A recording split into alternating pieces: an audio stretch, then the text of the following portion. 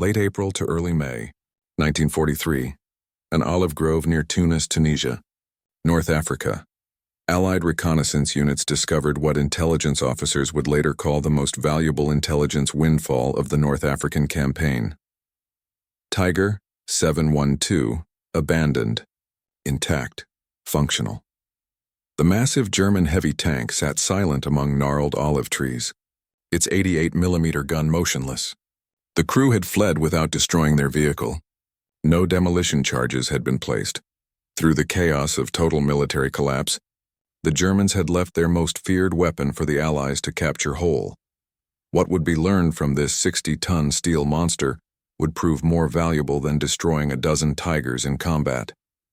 The tank would reveal not just German engineering excellence, but a critical strategic weakness that made even the mightiest weapon vulnerable on the battlefield.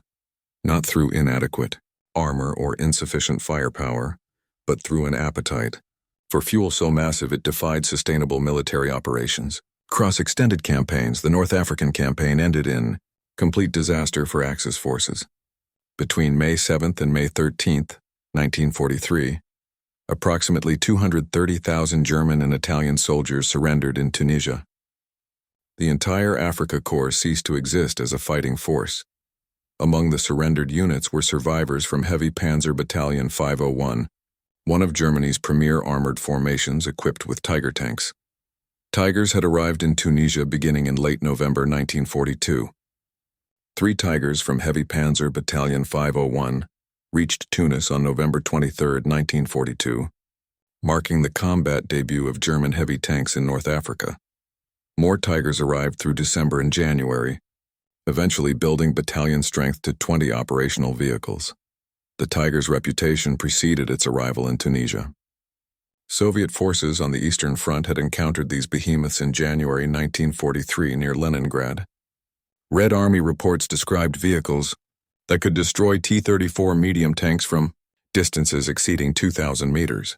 The Tigers mounted the famous 88mm gun, derived from Germany's effective anti-aircraft weapon converted for anti-tank purposes. This gun could penetrate any Allied tank's frontal armor at ranges where return fire remained impossible. American forces first received intelligence reports about German super heavy tanks in early February 1943 through British sources. The description seemed exaggerated to soldiers accustomed to facing Panzer III and Panzer IV medium tanks. Intelligence summaries described a tank weighing over 55 tons, with frontal armor 100 millimeters thick, and a main gun capable of destroying Allied tanks at distances beyond 2 kilometers. Many American tankers dismissed these reports as British exaggeration or propaganda. The reality exceeded the intelligence warnings. On February 14, 1943, German forces launched Operation Spring Wind, striking American positions at Fide Pass in central Tunisia. Elements of 21st Panzer Division, reinforced by Tigers from Heavy Panzer Battalion 501, attacked Combat Command A of the United States 1st Armored Division. The Battle of Sidi Bou Zid on February 14th and 15th demonstrated Tiger superiority decisively. Combat Command C of 1st Armored Division counterattacked on February 15th with 52 Sherman medium tanks. German forces had positioned anti-tank guns in a classic ambush, with Tigers supporting from longer range. By the time Combat Command C withdrew, 46 of 52 Sherman tanks had been destroyed or disabled. Post-battle analysis revealed critical information about the Tiger threat. A battlefield survey conducted 3 weeks after the engagement mapped destroyed American tanks and determined what weapons had killed them. Remarkably, only 1 Sherman had been hit by an 88mm round, either from a Tiger or from towed 88mm anti-tank guns. Most American tanks fell to 50mm guns from Panzer IIIs or 75mm guns from Panzer IVs. The survey demonstrated that Tigers were relatively few in number, but their psychological impact far exceeded their actual battlefield presence. The Battle of Kasserine Pass, beginning February 19, 1943, introduced American ground forces to large-scale combat against experienced German armor. Tigers participated in the offensive, though in limited numbers. American Sherman tanks mounting 75mm guns had to close within 300 meters, for any possibility of penetrating Tiger armor from flank or rear angles. Tigers could engage effectively from 2,000 meters with virtual impunity from frontal attack. The psychological impact on American tank crews proved severe. Army medical officers documented what they termed tiger phobia among tankers who had encountered the German heavy tanks. The mere report of tigers in an operational area would cause American units to request air support and artillery preparation before advancing. This psychological effect multiplied the tiger's tactical value far beyond its actual numbers. By March 1943, training materials had to be developed specifically to address tiger phobia among American armored units. Intelligence summaries emphasized that tigers appeared in very limited numbers, that they possessed vulnerabilities, and that proper tactics could neutralize their advantages. However, the training materials could offer little tactical guidance for Sherman. Crews facing tigers in direct combat and beyond the unsatisfying advice to call for artillery or air support. The final weeks of the Tunisian campaign in April and early May 1943 revealed a different tiger vulnerability. Mechanical breakdowns, spare parts shortages, and fuel supply problems immobilized more tigers than Allied action destroyed. Heavy Panzer Battalion 501 had arrived in Tunisia with 20 Tigers and 16 Panzer III support tanks.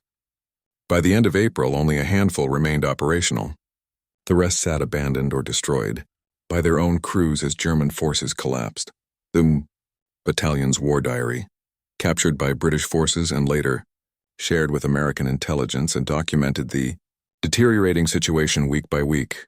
Entries from December 1942 showed 20 Tigers operational upon arrival. By December 28th, only 14 remained operational, with 8 down for mechanical repairs. Spare parts proved unavailable. Fuel supply was irregular and insufficient for sustained operations. By January 30th, 1943, only 11 Tigers remained operational. The diary noted that fuel shortages were becoming critical, with each Tiger requiring continuous supplies of fuel, lubricants, and spare parts that German logistics in North Africa could not provide consistently. March entries reported only 6 Tigers operational, with the remainder down from mechanical failure or fuel shortages. Requests for spare engines were denied, with headquarters reporting no engines available anywhere in the theater. The April 20th entry captured the desperation. Allied offensives are breaking through all German positions. Orders came to retreat, but fuel supplies are sufficient only for limited movement. Many Tigers will have to be abandoned. Demolition teams are overwhelmed trying to destroy so much equipment. Some vehicles will inevitably fall into enemy hands intact. Tiger 712 never received demolition charges. Its crew, facing overwhelming Allied pressure and desperately low on fuel, abandoned the vehicle in an olive grove near Tunis. Whether they expected demolition teams to reach it or simply fled to survive remains unknown. The chaos of total military collapse left many such questions unanswered. Lieutenant J.R. Sue of the 104th Tank Workshop, Royal Electrical and Mechanical Engineers, documented the discovery of Tiger 712 on June 9, 1943. His report noted the tank sat functional and intact in an olive grove alongside other abandoned German vehicles, including at least 2 other Tigers and a Panzer III. The grove appeared to have served as a field workshop, with 1 Tiger's engine covers removed. Demolition had destroyed 1 Tiger completely, but Tiger 712 remained untouched. The discovery electrified Allied intelligence communities. Colonel George B. Jarrett, chief of the Foreign Material Branch at Aberdeen Proving Ground in Maryland, received notification that American forces had secured an intact Tiger. This represented an unprecedented intelligence opportunity. For months, Allied forces had fought Tigers without fully understanding their capabilities or limitations. Now they possessed one to examine, measure, test, and analyze in complete detail. The recovery operation itself demonstrated the Tiger's extraordinary size and weight. Tiger 712 weighed 56.9 tons in combat configuration. American M31 tank recovery vehicles were designed to recover 30-ton Sherman tanks. Moving the Tiger required multiple recovery vehicles working together, plus bulldozers and specialized heavy equipment. The convoy transporting Tiger 712 from the capture site to Tunis port moved, primarily at night to avoid any remaining Luftwaffe attention, though by May 1943, German air power over Tunisia had effectively ceased to exist. Engineers had to assess every bridge for load-bearing capacity. Some roads could not support the combined weight of the Tiger and its transport trailer. The journey that normally required 4 hours took 3 days. At Tunis port, loading the Tiger aboard ship presented another engineering challenge. The combined weight of tank and shipping cradle exceeded 65 tons, requiring heavy lift cranes rated for 70 tons or more. Port engineers located suitable equipment and loaded Tiger 712 aboard Liberty ship SS Samuel P. Bush for Atlantic crossing. The voyage took approximately 3 weeks, with the ship arriving at Norfolk, Virginia in early July 1943. From Norfolk, Tiger 712 traveled by special reinforced flatbed railcar to Aberdeen Proving Ground in Maryland, arriving in mid-July 1943. Aberdeen Proving Ground served as the United States Army's premier testing and evaluation facility for ordnance and armored vehicles. Engineers and intelligence officers had been preparing for months, studying captured German technical manuals, translating operating documents, and compiling battlefield intelligence reports. Brigadier General Gladian M. Barnes, Chief of Research and Development for Army Ordnance, sent explicit instructions to Aberdeen testing teams. The captured Tiger represented unprecedented opportunity to evaluate the most dangerous enemy tank in detail. Testing would be comprehensive, covering armor protection, armament effectiveness, mechanical reliability, mobility characteristics, and, critically, logistical requirements including fuel consumption and operational range. Initial inspection revealed sophisticated German engineering. The Tiger employed interleaved road wheel arrangements with torsion bar suspension, providing superior weight distribution and cross-country performance. The Maybach-Olvar transmission featured 8 forward gears and 4 reverse gears, allowing the Tiger to move as rapidly backward as forward, a useful characteristic for tanks fighting defensively. The famous 88mm KWK-36L56 gun could fire armor-piercing rounds at muzzle, velocities exceeding 900 meters per second with exceptional accuracy. The Tiger's armor protection impressed American engineers. Frontal hull armor measured 100 millimeters thick, with frontal turret armor also 100 millimeters and gun mantlet varying from 120 to 200 millimeters. Side hull plates were 60 millimeters thick, with side superstructure armor at 80 millimeters.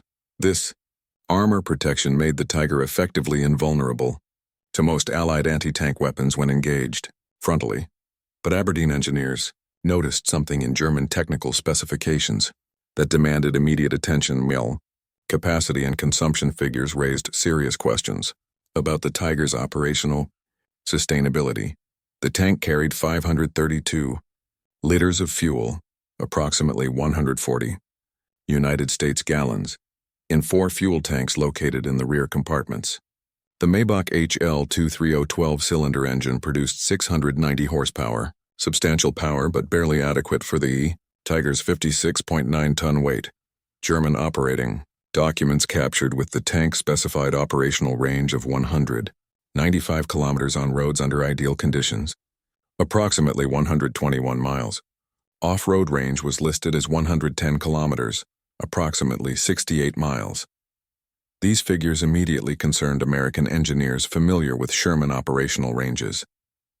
Even accounting for the Tiger's greater weight, the operational range seemed remarkably short. The testing program at Aberdeen ran from July 1943 through January 1944.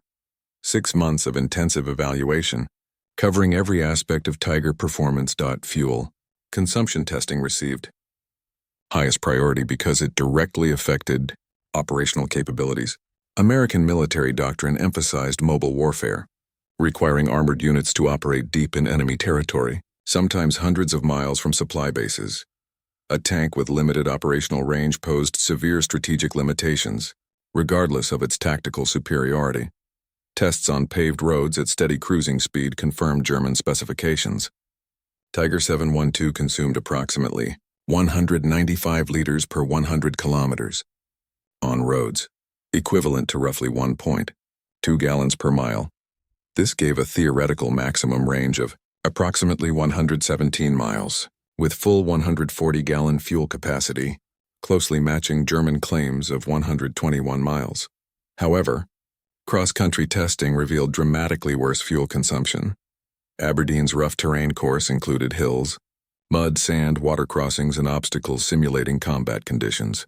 Test runs over 32-mile courses with frequent speed changes consumed 132 gallons, leaving only 8 gallons remaining from the original 140-gallon load. This represented fuel consumption of 4.125 gallons per mile, reducing operational range to approximately 34 miles under realistic cross-country conditions. Combat simulation tests produced even more alarming data when test crews performed realistic combat tasks, including rapid acceleration and deceleration, frequent directional changes, turret traverse operations, extended idling periods simulating observation, and intensive radio use. Fuel consumption reached 6.1 gallons per mile. Under these intensive combat conditions, operational range fell to approximately 23 miles before fuel exhaustion. The test results painted a devastating strategic picture. The Tiger tank, while supremely capable in direct combat, could not sustain extended mobile operations. Its massive fuel appetite demanded continuous resupply in quantities that would strain any logistics system. Under combat conditions, a Tiger battalion would require enormous fuel deliveries simply to remain mobile. Aberdeen. Engineers calculated the logistics burden.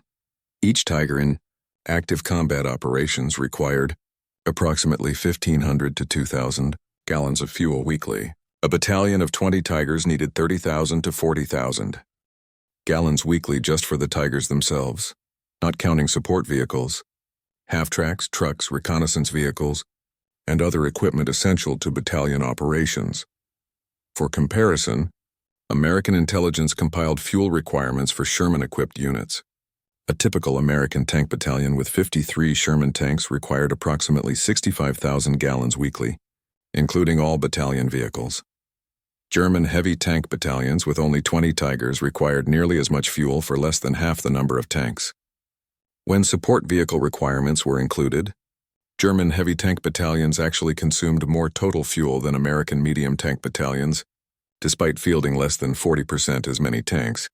Colonel Barnes compiled Aberdeen testing data into classified intelligence reports distributed to all Army Armor Commands in October 1943. The reports emphasized that Tiger tanks possessed formidable combat capabilities, including armor protection superior to all Allied tanks and main armament effective beyond 2,000 meters. However, a critical vulnerability had been identified. Fuel consumption limited operational range to approximately 120 miles under ideal road conditions, reduced to 30 to 40 miles under realistic combat conditions. German logistics must provide continuous fuel supply or Tigers would become immobilized. Tigers cannot fight. The reports recommended strategies to interdict enemy fuel supply lines as effective methods for neutralizing Tiger threats. Intelligence officers cross-referenced Aberdeen data with captured German supply documents, revealing the full scale of Germany's logistical nightmare in sustaining Tiger operations. The analysis showed that German logistics in 1943 and 1944 could barely support Tiger fuel requirements, even under favorable conditions. With Allied air power systematically destroying German supply lines, fuel shortages would inevitably limit Tiger effectiveness. The Tiger's fuel consumption explained mysterious operational patterns Allied intelligence had observed. Throughout 1943, German heavy tank battalions rarely operated more than 30 to 40 kilometers from established supply bases. Tigers avoided prolonged movements when possible. They frequently assumed static defensive positions rather than pursuing defeated enemies. This was not merely tactical preference, but logistical necessity imposed by limited operational range. Captured German unit war diaries from multiple fronts confirmed the analysis. Heavy SS Panzer Battalion 101's war diary from Normandy in summer 1944 documented recurring fuel shortages. July 8th entry reported, excellent combat results with 16 Sherman tanks and 3 Cromwell tanks destroyed for loss of 1 Tiger to mechanical failure. However, fuel supplies were exhausted after 4 hours of combat. The battalion sat immobile, awaiting fuel trucks while Allied forces withdrew. Pursuit was impossible due to fuel shortage. July 20th entry reported, fuel allocation reduced by 40% with orders to conserve fuel strictly. Tigers are restricted to defensive positions only, with no offensive operations authorized until fuel situation improves. The entry lamented that the best tanks in Europe sat idle for want of fuel. August 6th entry reported, 3 Tigers abandoned during withdrawal from the Falaise Pocket. All were mechanically functional, but had empty fuel tanks with no fuel available for movement. Demolition charges were placed, but crews were uncertain if detonation succeeded. Crews evacuated on foot. British intelligence shared captured documents showing identical patterns on other fronts. Heavy Panzer Battalion 503 records from Italy showed Tigers repeatedly immobilized by fuel shortages. 5th SS Panzer Division Wicking records from the Eastern Front told the same story of combat effectiveness crippled by inability to maintain fuel supplies. Everywhere Tigers operated, fuel shortages limited their effectiveness. American intelligence distributed tactical guidance based on Aberdeen findings to all combat units by November 1943. The guidance advised that when encountering Tigers, units should avoid direct frontal engagement when possible. Instead, maneuver to force Tigers to reposition. Each mile a Tiger moves consumes significant fuel reserves. Extended maneuvering exhausts Tiger fuel supplies rapidly. Immobilized Tigers can be bypassed or destroyed with artillery and air support, rather than risking direct tank engagement. Training films produced in late 1943 incorporated fuel consumption findings. One film titled Understanding German Heavy Tanks explained clearly that the Tiger tank consumed approximately 3 to 6 gallons of fuel per mile depending on terrain and tactical situation. Sherman tanks consumed less than 1 gallon per mile under most conditions. This meant American tanks could maneuver 5 to 6 times farther on equivalent fuel.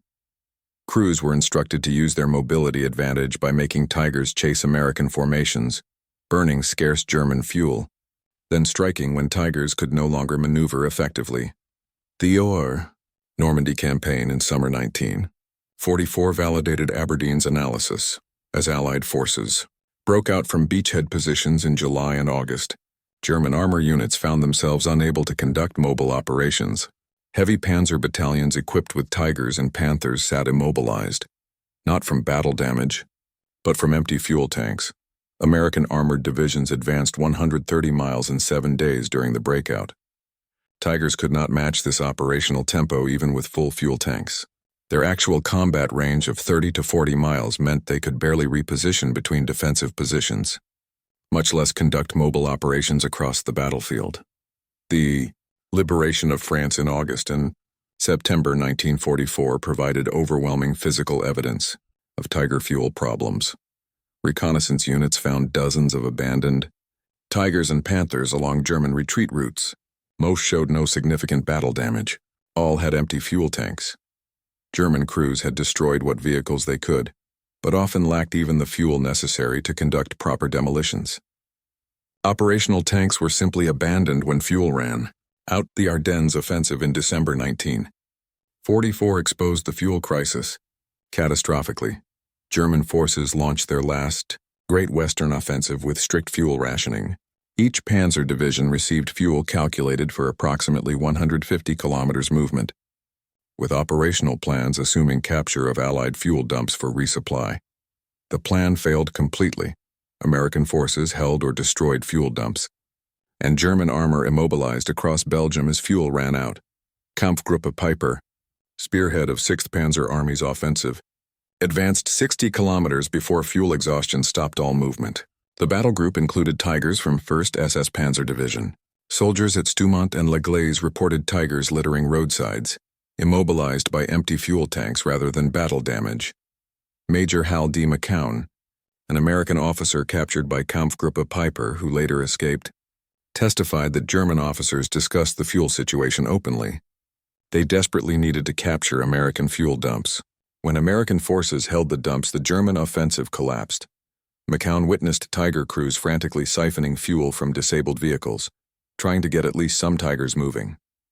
The fuel crisis was total and absolute. German records captured after the war revealed that fuel shortages dominated German operational planning from 1943 onward. Each Tiger consumed approximately 300,000 gallons of fuel over its average service life. That same fuel quantity could have powered 7 Panther tanks or 18 Panzer IV tanks. Germany had chosen concentrated firepower over distributed capability and paid the strategic price in operational paralysis when fuel supplies dwindled. The final American assessment, prepared by Army Ordnance in March 1945, concluded definitively that the Tiger I heavy tank represented exceptional design for individual combat performance but catastrophic failure in logistical sustainability. Fuel consumption of approximately 1.2 gallons per mile on roads, increasing to 3 to 6 gallons per mile under combat conditions, and rendered the Tiger operationally unsustainable in extended campaigns. German industry could produce these tanks. German military could crew them with skilled tankers, but German logistics could not fuel them adequately, especially under constant Allied air interdiction of supply lines.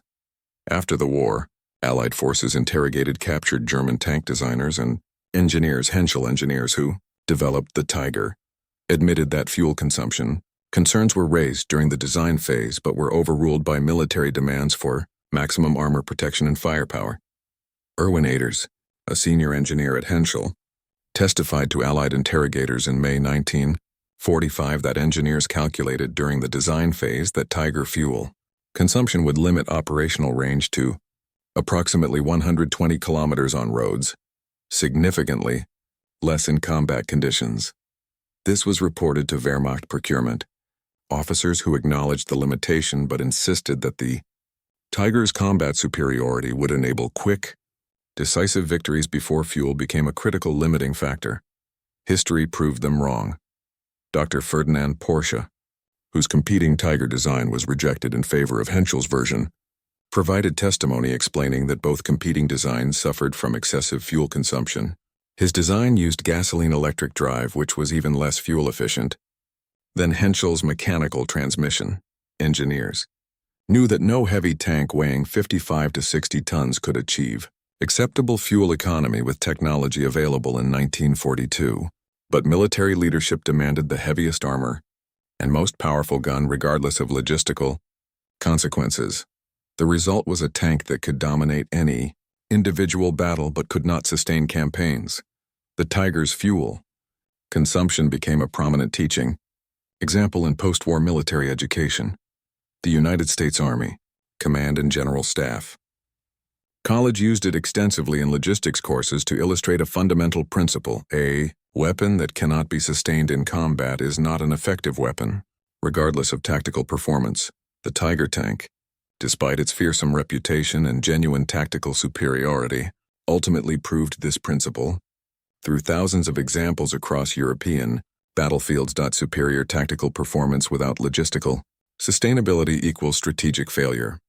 Tiger 712 remained at Aberdeen Proving Ground as a training exhibit until 1989, serving for 46 years as a physical reminder of the importance of logistics in armored warfare. The tank that had terrorized Allied crews in 1943 became a classroom tool teaching the critical relationship between tactical capability and strategic sustainability. Generations of American armor officers studied it, learning lessons about balancing firepower, protection, and mobility with sustainable logistics. In 1989, Tiger 712 was loaned to Germany for restoration and display. It eventually returned to the United States and currently resides at Fort Moore, Georgia, formerly Fort Benning, as part of the United States Army Armor and Cavalry Collection. The left side of hull and turret remain cut open for instructional purposes, revealing internal components to students. It stands as both monument and teaching tool, representing German engineering excellence that ignored operational sustainability constraints. The capture and testing of Tiger 712 provided intelligence that fundamentally shaped Allied tank tactics for the remainder of World War II. American tank crews learned that the fearsome Tiger possessed a vulnerability more significant than any weakness in its armor scheme.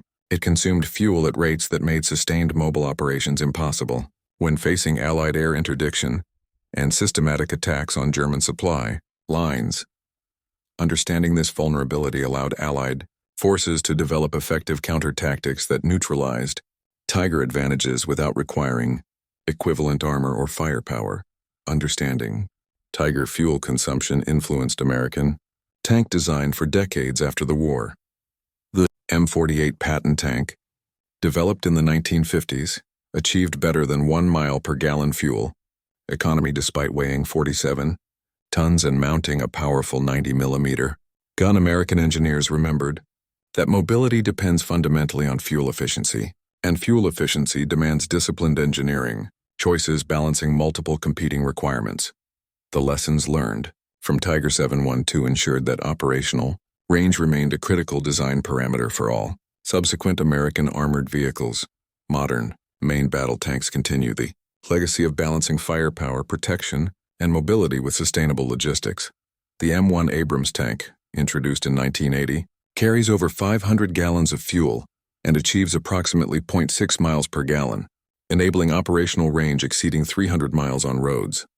Despite being a gas turbine-powered 70-ton vehicle, the Abrams maintains sufficient operational range for deep strikes and mobile operations. Designers ensured that even the most powerful tanks can go the distance operationally, a lesson learned partly from Tiger 712. The story of Tiger 712 teaches an enduring lesson about military technology. Superior weapons require sustainable logistics to achieve strategic effect. The most powerful tank in the world becomes useless when immobilized, waiting for fuel trucks that never arrived. German engineering created a tactical masterpiece in the Tiger. German logistics could not sustain it in extended operations against enemies who controlled the air and systematically destroyed supply infrastructure. Allied forces exploited this vulnerability ruthlessly and effectively. The final assessment belongs to Colonel George B. Jarrett, who supervised all captured German equipment evaluation during and after the war. Written in June 1945, his summary assessment captured 3 years of testing and analysis. The German Tiger tank achieved everything its designers promised tactically. It provided superior armor protection, devastating firepower at long range, and excellent crew protection. But it failed strategically because it violated a fundamental military principle. Any weapon system must be sustainable in extended combat operations. The Tiger's fuel consumption, mechanical complexity, and extraordinary logistical demands made it ultimately unsustainable in prolonged warfare. Germany built an army around weapons it could not adequately support logistically. The Tiger exemplifies this failure perfectly. Brilliant tactical capability cannot overcome inadequate strategic logistics. The Tiger proved this truth in thousands of burning and abandoned hulks scattered across Europe from Tunisia to Berlin. Tiger 712 sits today in climate-controlled storage at Fort Moore, Georgia. Its 88mm gun remains silent forever. The Maybach engine that consumed fuel so voraciously will never run again. But the lessons it taught continue resonating through every armor school, every logistics course, every staff college studying modern mechanized warfare. The principles are timeless and universal. The tank that terrorized Allied crews in 1943 became the teacher that shaped modern armored doctrine, not through its considerable strengths, but through its greatest weakness. The Tiger could dominate any single battlefield through superior firepower and protection, but it could not reach distant battlefields, could not sustain extended operations far from supply bases, and could not survive the systematic fuel starvation that Allied air power and logistics targeting inflicted on German forces. A tank that travels only 120 miles on a full tank of fuel, under ideal conditions reduced to 30 miles under combat conditions, cannot win wars spanning entire continents. Germany learned this lesson through thousands of abandoned Tigers from North Africa to Normandy to the Ardennes to Berlin. America learned it through systematic testing of Tiger 712 and built an armored force that prioritized operational sustainability alongside combat capability. In mechanized warfare, the side that can sustain operations across distance and time wins. The Tiger forgot that fundamental rule.